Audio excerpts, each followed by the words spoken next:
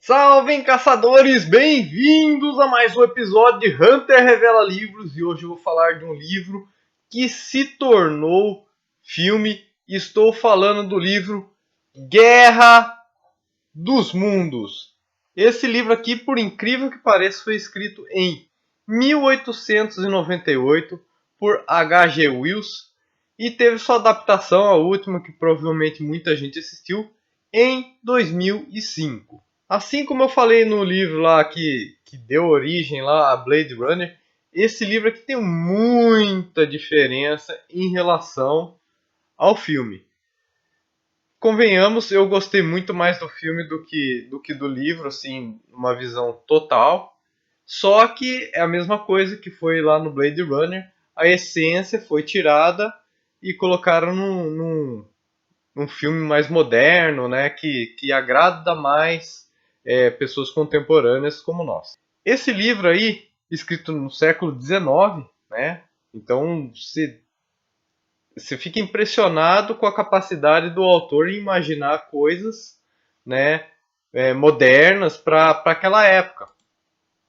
Só que também dá um contraste muito grande, porque ele imagina esse tipo de máquina, tá? Esse maquinário que é o mesmo que aparece lá no filme, também é imaginado por ele.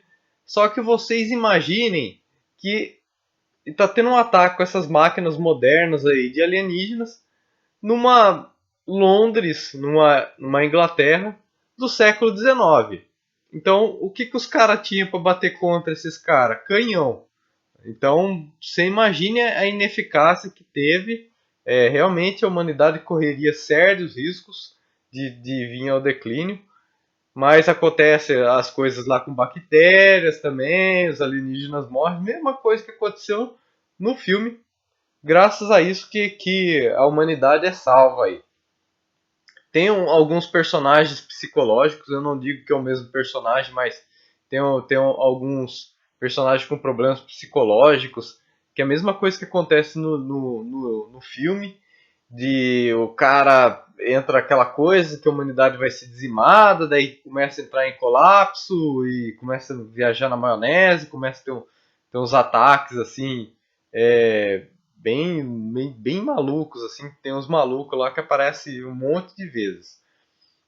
Tem cenas assim no, no, no livro assim bem chocantes, né? Aquela questão dos alienígenas usarem os humanos para alguma coisa. Se eu não me engano, no filme eles usam lá para adubar aqueles campos lá, que é o que eles comem. Já no livro, eles comem os humanos, eles sugam lá todo o sangue dos humanos lá.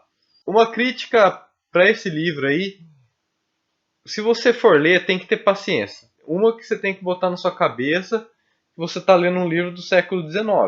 Então é outra visão, é outra coisa assim. E uma coisa que eu achei bem chata, assim, pelo menos na primeira parte do livro, é que ele fica descrevendo todas as ruas lá de Londres, os condados. E é a mesma coisa que eu falava para vocês do Homem-Formiga, que vira aqui, que vira lá. E o livro se torna bem chato por causa disso, nessa primeira parte. Aí quando entra a parte que ele está descrevendo as máquinas alienígenas, como que são os alienígenas, como que eles fazem as capturas, como que eles montam esses maquinários gigantescos lá, aí o livro se torna muito interessante. Inclusive acredito eu que foi a inspiração, né, para fazerem o filme. O filme me agrada muito. O livro não me desagradou, apesar de ter que compreender que é um livro assim antigo e é uma narrativa diferente. É a mesma coisa que você pegar Tolkien lá, ele é muito descritivo, principalmente em Silmarillion, em Senhor dos Anéis, ele é muito descritivo, mas se você pegar o Hobbit, ele é um pouco mais light. Então a gente tem que entender que o livro é do seu tempo. A gente não aguenta de uma coisa muito descritiva que não faz sentido, a gente prefere mais livros de ação e realmente na segunda parte deste livro aqui você vai ter um pouco mais de ação. O autor assim não me é muito conhecido, apesar disso, eu estava assistindo lá sobre a casa de Windsor lá na Netflix. E eu fiquei sabendo que esse cara aí, ele criticou o avô da Rainha Elizabeth, porque ele era um rei muito pacato, que não sei o que não. Ou seja, você já vê que o cara já tinha um pensamento um pouco mais moderno, ele achava que o rei tinha que ser mais presente, né, ser mais atuante. E você vê que é o mesmo cara que imaginou esse livro, então o cara tá de parabéns, um cara do século XIX tá escrevendo um livro assim, com essa capacidade assim. Houveram precursores, né, Júlio Verne e entre outros caras aí que já viajaram já na maionese antes, na ficção, mas o cara tá de parabéns por, no pleno século XIX, tá imaginando um ataque alienígena. Aí outra coisa que você pode ver relação assim com o filme é que ele coloca Londres como se fosse o centro do mundo, por isso que o ataque só acontece na Inglaterra, né? É a mesma coisa que acontece com a Guerra dos Mundos ou a Independência Day, né? Os Estados Unidos é o foco, né? Então a mesma coisa aqui, só que nessa época que o foco era a Inglaterra, então por isso que o ataque só aconteceu lá e assim você vê a coisa se repetindo, só que no filme pro lado dos Estados Unidos, que ele que é a potência mundial atualmente e na época do filme. Então tem essas correlação aí, você vê que até essa mudança assim de hierarquia, né? Porque nessa época realmente a Inglaterra ainda era o primeiro mundo, a potência mundial, né? Isso aí foi mudando lá entre a Primeira e a Segunda Guerra Mundial, que daí a Inglaterra perdeu esse posto aí de potência mundial para os Estados Unidos. E é isso aí, pessoal. Espero que vocês tenham gostado desse pequeno review aí do livro. Eu acho que vale a pena ler, tá? Vocês podem achar até em PDF ou até em áudio aí no YouTube.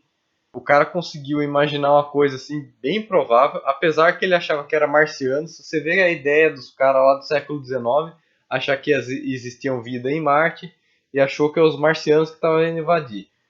Que é outra diferença com o filme lá, que os alienígenas vêm de outro lugar muito distante aí, que nem dá pra saber de onde que é. Então vale a pena ler o livro, principalmente para vocês verem essas diferenças e também para a gente entender um pouco aí de como que era a cabeça do homem lá no século XIX. Não deixe de curtir e fazer sua inscrição no canal para mais Hunter Revela Livros. Fui!